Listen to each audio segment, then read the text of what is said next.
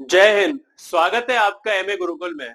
आज हम GK GS का प्रैक्टिस सेट करने जा रहे हैं जो एक नए अंदाज में आपके सामने होने वाला है। ठीक है, बड़ी मेहनत से इस प्रैक्टिस सेट को बनाया गया है और यहाँ से क्वेश्चन आने की प्रबल संभावना आपके एग्जाम में रहने वाली है। तो एक एक क्वेश्चन को आप बारीकी से देखेंगे और आप उनको नोट डाउन करते चले जाएंगे। ठीक है, तो आज का ये पहला प्रैक्टिस सेट रहेगा और एक हम इसको नाम देने वाले हैं। ठीक है, परीक्षा कहीं की, जीएस की प्रैक्टिस यहीं की। तो एमए गुरुकुल के साथ आप जुड़ जाइएगा और जीएस की प्रैक्टिस एक धमाकेदार शुरुआत कर दीजिएगा। ठीक है, तो बिना किसी टाइम को गवाए स्टार्ट करते हैं आज का पहला क्वेश्चन। पहला क्वेश्चन आपके सामने कुछ इस प्रकार से है। ठीक है, दोनों भाषाओं में ये क्वेश्चन आपके रहने वाले हैं, हिंदी में भी रहेंगे और आपका यही आपका इंग्लिश में रहने वाला है। ठीक है, तो इंग्लिश में भी है और आपका हिंदी में भी है ना। तो इंग्लिश पहले, हिंदी में हम इस पे क्वेश्चन को पढ़ते हैं। तो क्वेश्चन को पढ़ेंगे। तो क्वेश्चन है कि निम्नलिखित कथनों में से कौन से भारत के बारे में सही है। कौन सा कथन सही है, आपको इनमें से चार ऑप्शन है आपके, उनमें से आपको बताना है। ठीक है, तो कौन सा आपका सही रहने वाला है। तो सही कौन सा रहने वाला है। तो पहला है भारत विश्व का पांचवा बड़ा देश है। तो भारत विश्व का पांचवा बड़ा देश न होकर के कौन सा है, तो आपको पता है सातवां है। तो पहला गलत हो जाएगा, पहला क्या हो जाएगा आपका, गलत हो जाएगा। ठीक है, वही अगर आगे बात करता हूं तो दूसरे ऑप्शन की, तो दूसरा ऑप्शन कह रहा है, दूसरा ऑप्शन क्या कह रहा है। ठीक है, यह स्थल मंडल के कुल क्षेत्रफल का 2.4% भाग अधिकृत किए हुए है। यह स्थल मंडल का यानी कि टोटल जो स्थल मंडल है उसका, यानी कि विश्व का पूरा एरिया जो है उसका 2.4% एरिया घेरे हुए, बिल्कुल सही है। तो दूसरा वाला सही हो जाएगा। दूसरा वाला क्या हो जाएगा, सही हो जाएगा। ठीक है, दूसरा वाला क्या हो जाएगा, ये वाला सही हो जाएगा। लेकिन आगे बात करता हूं मैं तीसरे की, समूचा भारत उष्ण कटिबंधीय में स्थित है। तो आपको पता है कि समूचा भारत उष्ण कटिबंधीय क्षेत्र में नहीं आता है।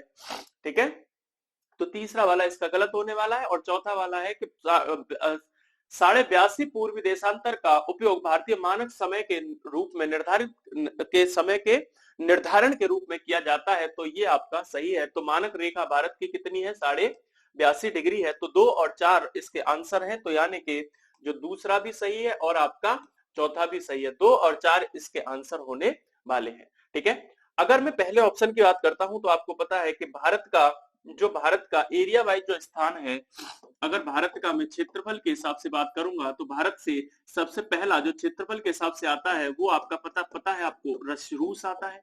पहले नंबर पर रूस आता है। रूस के बाद आपका कनाडा आता है।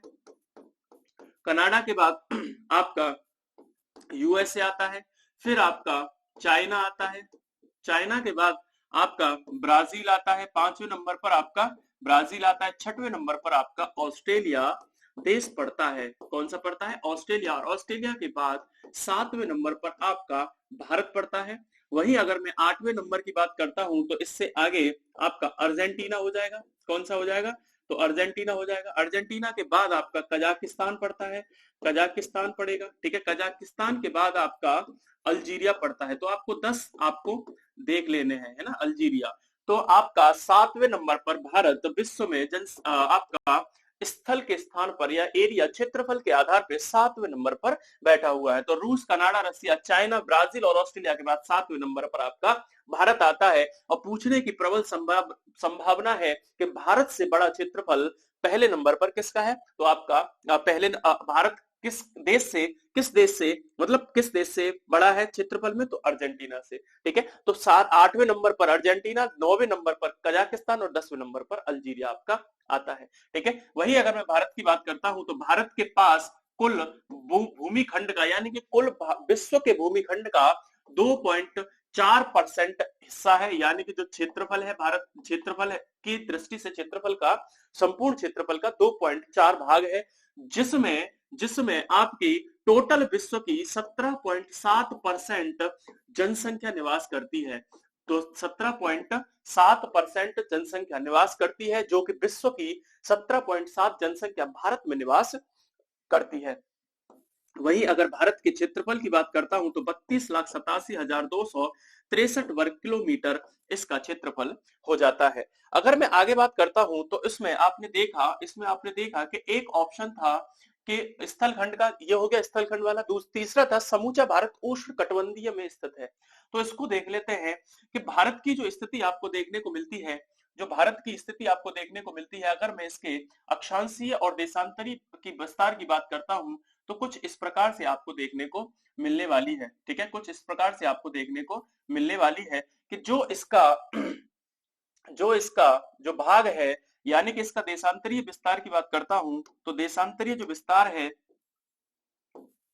इसका आपको ये वाला भाग मिलेगा। ठीक है, जो आपका 67 पॉइंट यानी कि 67.6 मिनट आपको मिलता है, यानी कि 67 डिग्री 6 मिनट आपका पूर्वी, ठीक है, पूर्वी देशांतर देखने को मिलता है। वही 67 से जाएंगे आप कितने पर, तो 98 डिग्री 25 मिनट आपको पूर्वी देशांतर देखने को मिल जाता है।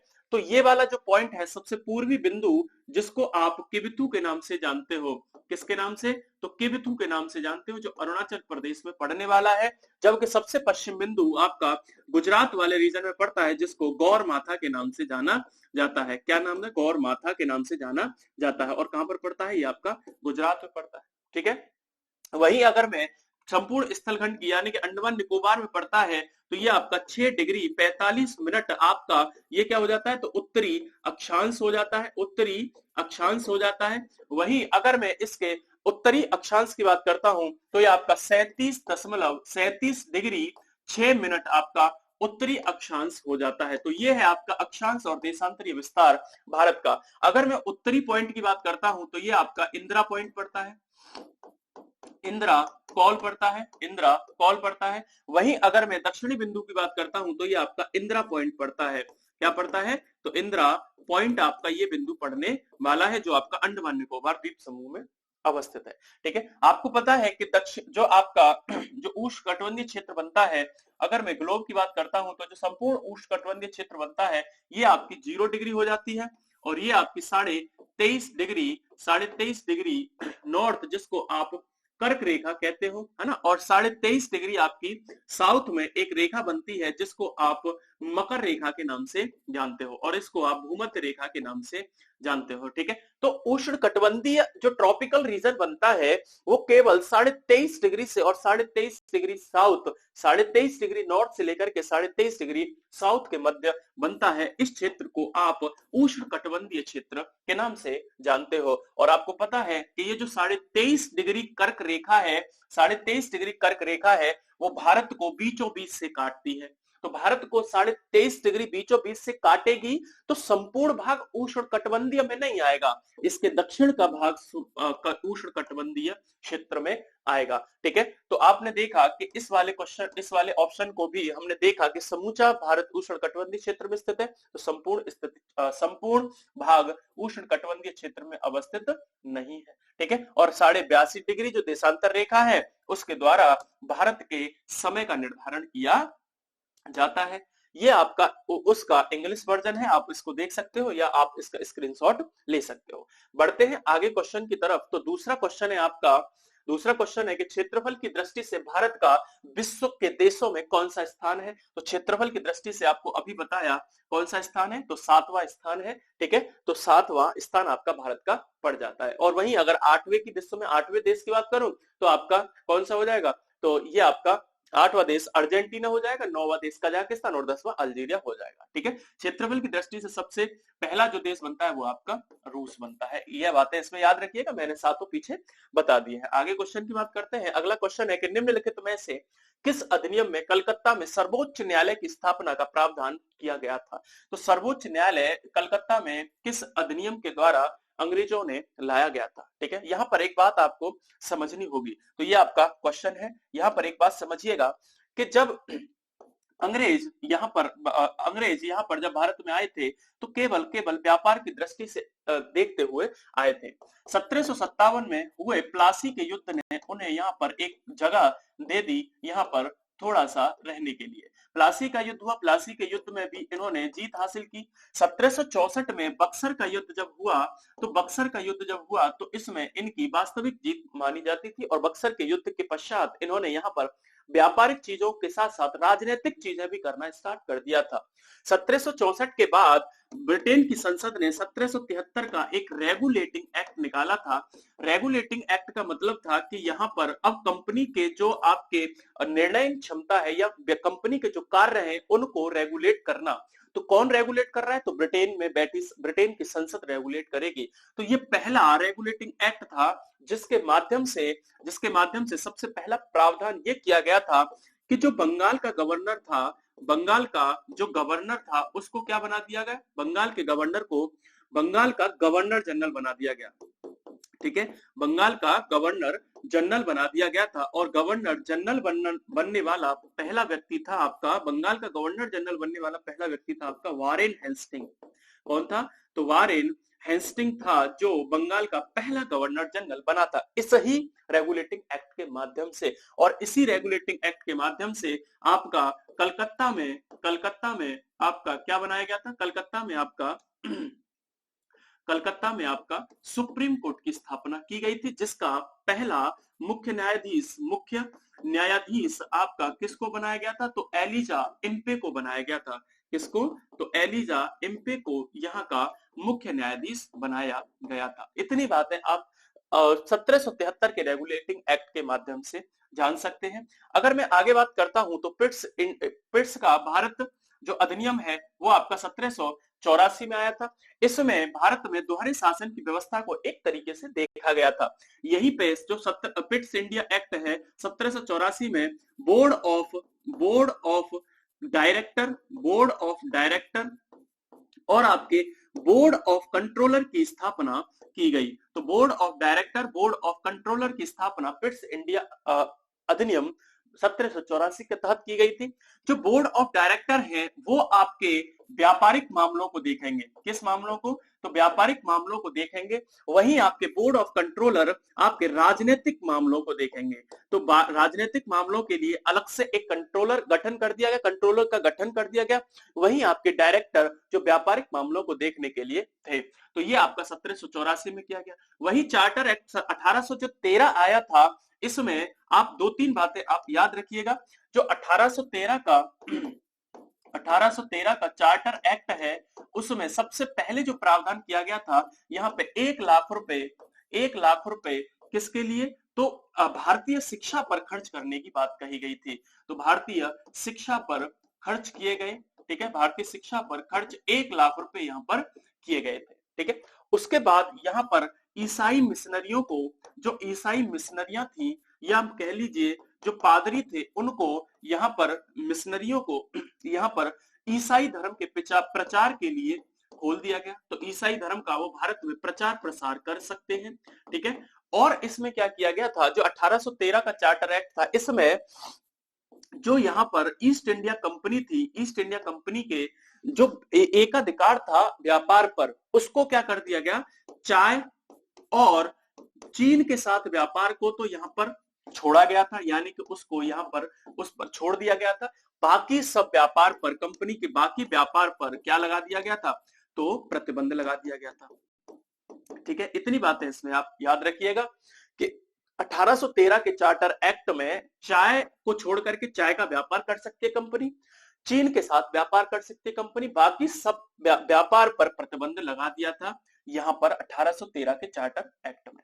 इतनी बातें इसमें याद रखिएगा। आगे बात करूं, ठीक है, अगर मैं आगे बात करूं तो ये आपको 1773 का रेगुलेटिंग एक्ट। ठीक है, उसके बाद इसमें था आपका 1833 का चार्टर एक्ट। इसमें क्या था आपका? 1833 का चार्टर एक्ट।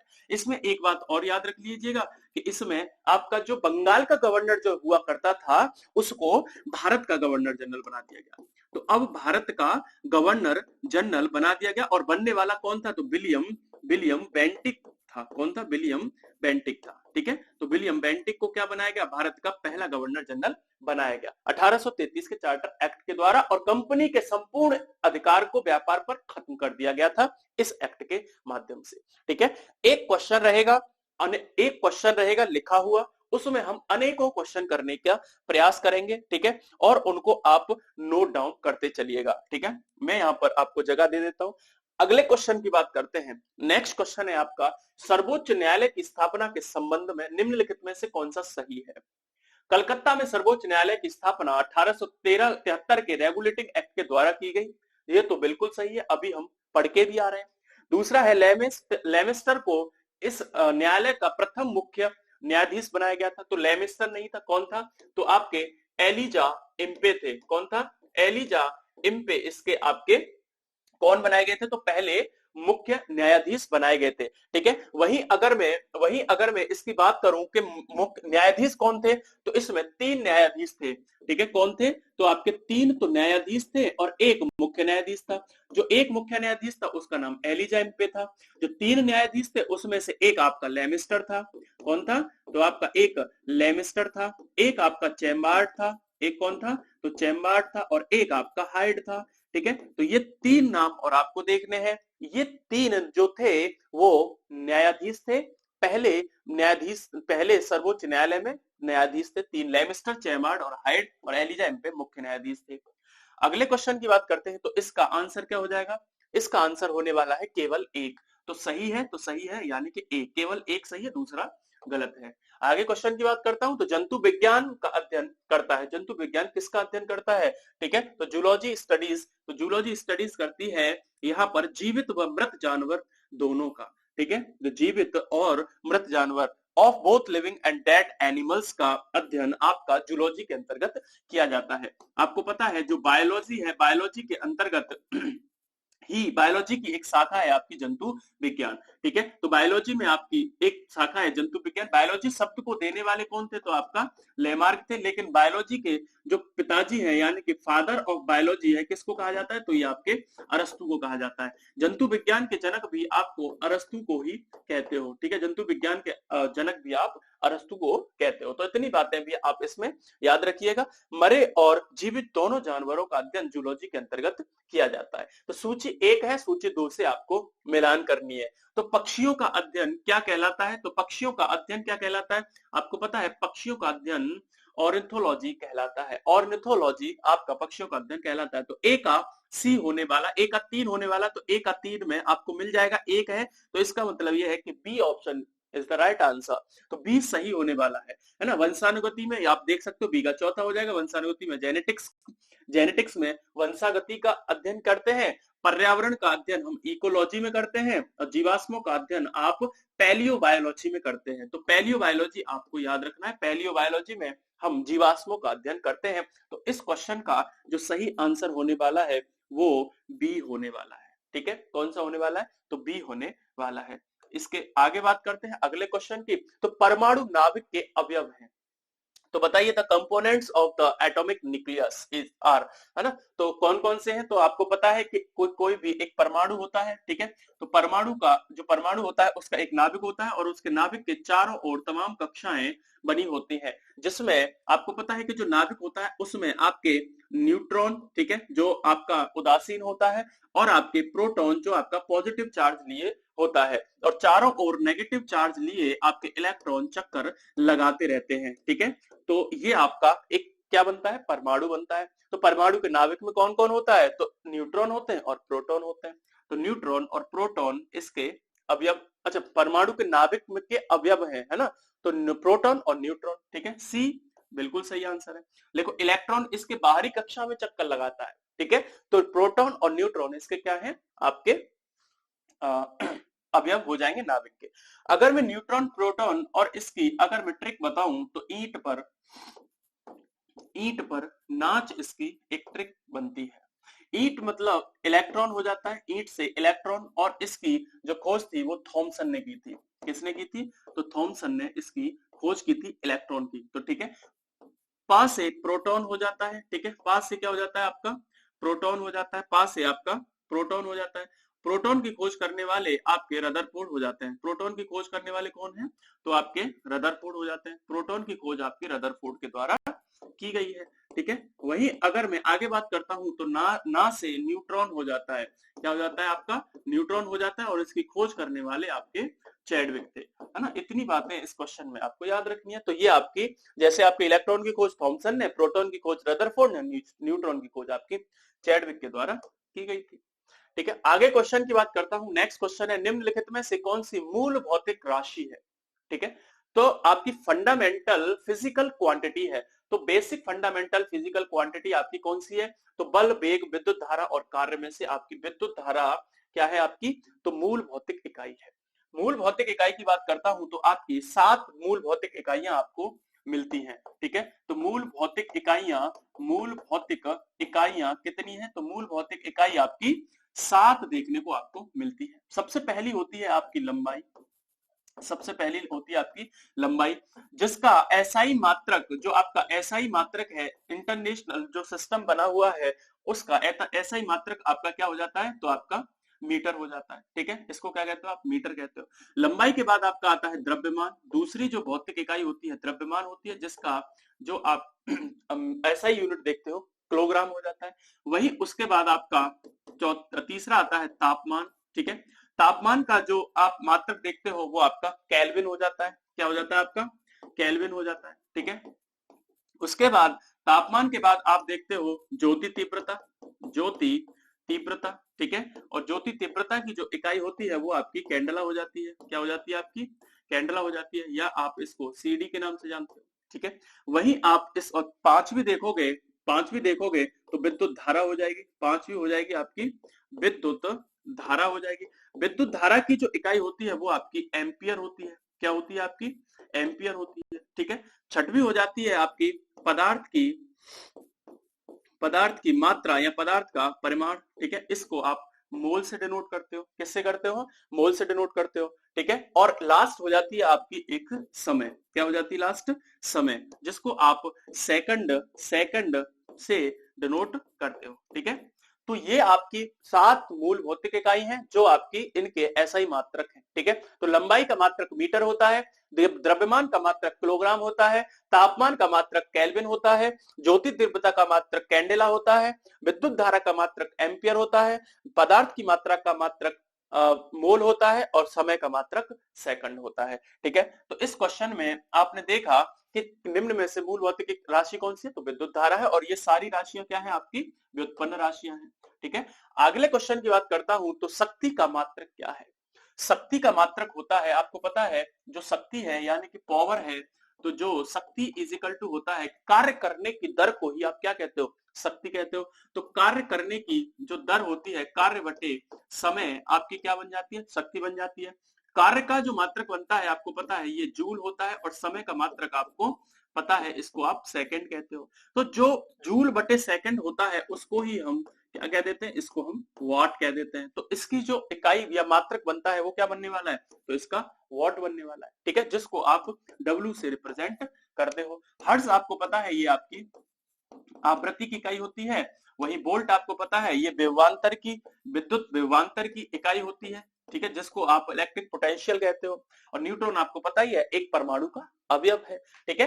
तो कार्य की एक और शक्ति होती है, एक और आप याद रख सकते हो, शक्ति की एक और इकाई होती है जिसको आप हॉर्स पावर कहते हो, क्या कहते हो आप, हॉर्स पावर के नाम से जानते हो। तो आपको पता है एक हॉर्स पावर इजिकल टू एक हॉर्स पावर बराबर होता है आपका 746 वॉट, ठीक है। आपका एक हॉर्स पावर बराबर होता है आपका 746 वॉट, ठीक है, आपको ये याद रखना है ना, 746 आपका वॉट होता है। आगे बात करता हूं आपको, ठीक है।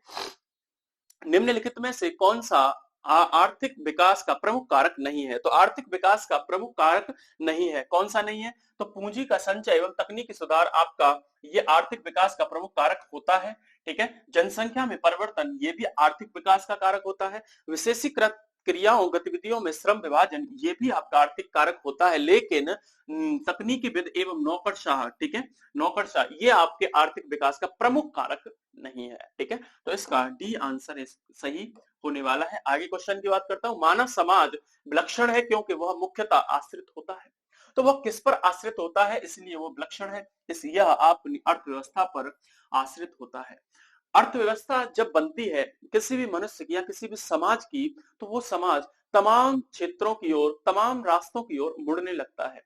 अगर अर्थव्यवस्था मजबूत है तो वो आपका सामाजिक कार्यों में, आपका राजनीतिक कार्यों में, आपका धार्मिक कार्यों में, ठीक है, आपका विकास कार्यों की ओर अग्रसर होता है। लेकिन डिपेंड रहता है वो अर्थव्यवस्था पर। तो अर्थव्यवस्था अगर मजबूत हुई तो वो सामाजिक कार्य, राजनीतिक कार्य, धार्मिक कार्य, विकास कार्य, विज्ञान पर, संस्कृति पर, सब पर खर्च करके उन सभी दिशाओं में एक बेहतर प्रयास कर सकता है। तो इस क्वेश्चन का सही आंसर होने वाला है बी, यानी कि ऑन इकोनॉमी। नेक्स्ट क्वेश्चन है आपका कि हड़प्पा निम्नलिखित में से किस सभ्यता से संबंधित है। तो हड़प्पा मतलब ऐसे पूछा गया है कि जो हड़प्पा कालीन जो सभ्यता है, हड़प्पा सभ्यता है, वो किसके कालीन है। तो इस क्वेश्चन का सिंधु घाटी सभ्यता को ही हड़प्पा सभ्यता कहते हैं, ठीक है, ये तो एक ऐसा ही है। लेकिन मेसोपोटामिया के समकक्ष है ये, मेसोपोटामिया के क्या है, समकक्ष है। यानी कि मेसोपोटामिया जब थी तब ही आपकी सिंधु घाटी सभ्यता भारत के प्रदेश में, भारत के पूर्वोत्तर वाले इलाके, पश्चिमोत्तर वाले इलाके में पनप रही थी। तो मेसोपोटामिया की सभ्यता के समकक्ष है आपकी हड़प्पा सभ्यता, या जिसको सिंधु घाटी सभ्यता के नाम से जानते हैं। मेसोपोटामिया की जो सभ्यता है वो आपकी इराक वाले क्षेत्र में डजला और फरात नदियों के मध्य थी। डजला और फरात नदियों के मध्य आपकी मेसोपोटामिया की सभ्यता पनप रही थी। वैदिक युग की बात करता हूं तो जो वैदिक युग था उसको आप 1500 बीसी से लेकर के 600 बीसी के मध्य आप इसको रखते हैं। 1500 से लेकर के 600 बीसी के मध्य इसको रखा जाता है, और इसका एक भाग कर दिया जाता है 1500 से लेकर के 1000 बीसी, और एक कर दिया जाता है 1000 बीसी से लेकर के 600 बीसी, ठीक है। इस वाले भाग को आप ऋग्वैदिक काल के नाम से जानते हो। इसको आप क्या कहते हो, इसको आप ऋग्वैदिक काल के नाम से जानते हो, और इस वाले काल को आप उत्तर वैदिक काल के नाम से जानते हो। इसको आप उत्तर वैदिक काल कहते हो, ठीक है। तो इसको वैदिक काल कहा जाता है। ये क्या है आपका वैदिक काल है, ठीक है, वैदिक काल है, जिसमें आप 1500 बीसी से लेकर के 1000 बीसी तक उत्तर वैदिक ऋग्वैदिक काल कहते हो, और 1000 से लेकर के 600 बीसी तक आप उत्तर वैदिक काल कहते हो, ठीक है। आशा करता हूं ये क्वेश्चन समझ में आया होगा।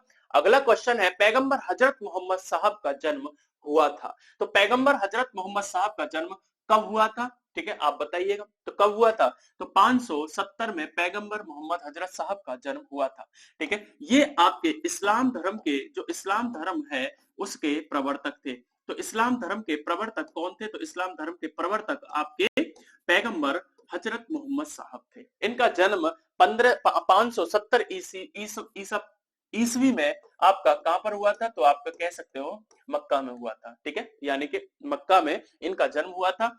जिसके पश्चात ये जहां ज्ञान प्राप्त करके, मक्का में ज्ञान प्राप्त करके फिर इनको वहां से प्रवास करना पड़ा था, और 622 में इन्होंने प्रवास किया था। तो प्रवास किया था इन्होंने मदीना की तरफ। तो मक्का से मदीना जाते समय 622 ईस्वी में इन्होंने एक संवत चलाया था, जिसको आप हिजरी संवत के नाम से जानते हो। तो हिजरी संवत चलाने वाले कौन थे, तो आपके पैगंबर हजरत मोहम्मद साहब थे, ठीक है, जिनको कहते हैं कि ये अल्लाह के दूत हैं, अल्लाह के भेजे हुए एक मतलब दूत है। जैसे आप इंसानों की बात ये अल्लाह तक पहुंचाएंगे, अल्लाह की बात आप इंसानों तक ये पहुंचाने वाले हैं। तो हिजरी संवत कब स्टार्ट हुआ था, तो 622 ईस्वी में, और इनका जो देहावसान हुआ था वो आपका 633 ईस्वी में मदीना में इनका क्या हो गया था, तो देहावसान हो गया था। और ये दोनों चीजें आपकी सऊदी अरब में पड़ती हैं। तो दोनों चीजें कहां पर हैं, आपकी सऊदी अरेबिया में पड़ने वाली है, ठीक है।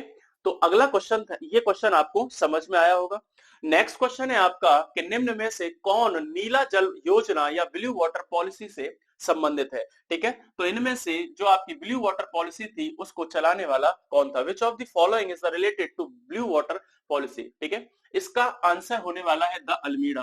क्या है आपका, द अल्मीडा। अल्मीडा कौन था, तो आपको पता है कि पुर्तगालियों का पहला गवर्नर था। तो पुर्तगालियों का पहला गवर्नर कौन था, तो ये आपका अल्मीडा था। कौन था, अल्मीडा, ठीक है। इसी ने ब्लू वाटर पॉलिसी को चलाया था। उसके बाद अल्बुकर्क आपका दूसरा गवर्नर था। कौन था, तो ये आपका दूसरा गवर्नर था। अल्बुकर्क जो था वो दूसरा गवर्नर था जिसने 1510 के आसपास गोवा को इसने जीता था। तो गोवा को किससे जीता था, तो बीजापुर के शासक बीजापुर के शासक यूसुफ शाह से, किससे, तो यूसुफ शाह से इसको इसने जीता था। ठीक है, यूसुफ शाह से, बीजापुर के शासक यूसुफ शाह से गोवा को जीत लिया था। किसने, अल्बुकर्क ने। अल्बुकर्क को ही भारत में पुर्तगालियों का वास्तविक संस्थापक माना जाता है। तो पुर्तगालियों का वास्तविक संस्थापक आपसे पूछे तो आप बता देना कौन है, तो वास्तविक संस्थापक आपका अल्बुकर्क है। ठीक है, तो द अल्मीड़ा पुर्तगालियों का पहला गवर्नर है, भारत में पुर्तगालियों का पहला गवर्नर अल्मीड़ा है। दूसरा है अल्बुकर्क, जिसको आप वास्तविक संस्थापक के नाम से जानते हो। इसने ही गोवा को जीता था 1510 में, और इसने ही भारतीय महिलाओं के साथ पुर्तगालियों के विवाह की जो एक रणनीति थी उसको चालू किया था। डुप्ले कौन था, तो डुप्ले आपका फ्रांसीसी गवर्नर था। कौन था, तो आपका फ्रांसीसी गवर्नर था। और डुप्ले ही था जो पहला जो एंग्लो कह सकते हो आप, कर्नाटक का युद्ध जो हुआ था, पहला कर्नाटक का जब युद्ध हुआ था तो किस किस के मध्य हुआ था, तो पहला कर्नाटक युद्ध फ्रांसीसी और आपका अंग्रेजों के मध्य हुआ था। फ्रांसीसी और अंग्रेजों के मध्य हुआ था, जिसमें अंग्रेजों को थोड़ी सी हार का सामना करना पड़ा था। और ये जो युद्ध था, पहला कर्नाटक युद्ध 1746 से लेकर के 48 तक चला था। 1746 से लेकर के 1748 तक चला था, जिसमें डुप्ले ने फ्रांसीसियों का क्या किया था, फ्रांसीसियों का नेतृत्व किया था। और इसमें कर्नाटक युद्ध जो हुआ था ये समाप्त हुआ था आपका एक्सला सापेल की संधि के साथ। आप ये सारे जो पॉइंट में बताता जा रहा हूं इनको आप नोट डाउन करते चलिएगा। ठीक है, आगे क्वेश्चन की बात करता हूं तो नेक्स्ट क्वेश्चन है कि मध्यकाल में सर्वप्रथम भारत से व्यापार संबंध स्थापित करने वाले कौन थे। तो मध्यकाल में किसने भारत के साथ में व्यापार संबंध स्थापित किए थे, तो ये आपके पुर्तगाली ही थे। आपको पता है कि 1498 में सबसे पहले जो यूरोपीय भारत में आए थे वो आपके पुर्तगाली थे। कौन थे, पुर्तगाली थे। तो इसके रूप में किसके रूप में आए थे, तो वास्को डिगामा के रूप में ये भारत में आते हैं और सबसे पहले भारत के साथ व्यापार करना स्टार्ट करते हैं। अगर मैं यहाँ कंपनियों के आगमन की बात करता हूं तो सबसे पहले आपके पुर्तगाली आए थे। ठीक है, पुर्तगालियों के बाद आपके डच आए थे, डचों के बाद आपके अंग्रेज आए थे, अंग्रेजों के बाद आपके डेनिश आए थे, अंग्रेजों के बाद आपके कौन आए थे, तो आपके डेनिश आए थे। और डेनिश के यानी कि डेनमार्क के व्यापारी थे, और फिर उसके बाद लास्ट में आपके फ्रांसीसी आए थे। ठीक है, तो ये आपको याद रखना है। पुर्तगालियों का आगमन 1498 माना जाता है, डचों का आगमन 1503 या 4 माना जाता है, या 5 कर लीजिए, 1505 में। ठीक है, अंग्रेजों का 1508 में माना जाता है, डेनिश आपके 1620 में आए थे, और आपके फ्रांसीसी 1668 में भारत में आते हैं। ठीक है, तो ये आपके इनका क्रम था भारत में आने का। ये 1605 है। ठीक है, 1505 है, 1505 है, और ये आपका 1608 है, माफ कीजिएगा। ये आपका 1605 के करीब है, और ये आपका 1608 के करीब है। ठीक है, इतनी बातें इसमें याद रखिएगा। अगला क्वेश्चन है आपका, ये 1605 है, 1608 है, 1620 है, 1600 आपका 28 है। ठीक है, तो उसके बाद अगला क्वेश्चन करते हैं। आपका नेक्स्ट क्वेश्चन है, अगला क्वेश्चन है कि पर्यावरण से अभिप्राय है। पर्यावरण से क्या समझते हैं आप। पर्यावरण से अभिप्राय है भौतिक, जैविकीय एवं सांस्कृतिक तत्वों की अंतःक्रियात्मक व्यवस्था जो अंतर संबंधित होती है। ठीक है, तो ये आपका पर्यावरण की सही डेफिनेशन आपको बताता है। तो भौतिक और जैविकीय जो भी आपके आसपास चीजें हैं, चाहे जैविक हो चाहे अजैविक हो, चाहे दृश्य हो चाहे अदृश्य हो, सारी जो चीजें हैं वो आपके साथ इंटरकनेक्टेड हैं, और इन सभी को अंतर संबंधित जो चीजें हैं इन्हीं का संपूर्ण रूप आपका पर्यावरण कहलाता है। परिधन आवरण यानी कि जो भी आपके चारों ओर चीजें हैं, interacting system of physical, biological and cultural elements which are interacted. ठीक है, तो सी इसका सही ऑप्शन होने वाला है। आगे क्वेश्चन की बात करता हूं तो अगला क्वेश्चन है आपका महाविस्फोट सिद्धांत संबंधित है।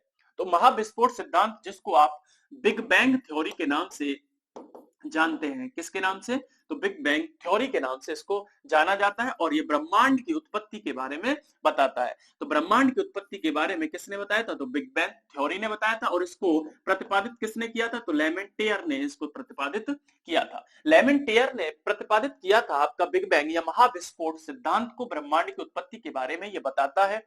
बिग बैंग सिद्धांत निम्नलिखित में से उद्भव व्याख्या करता है किसकी? तो ब्रह्मांड की।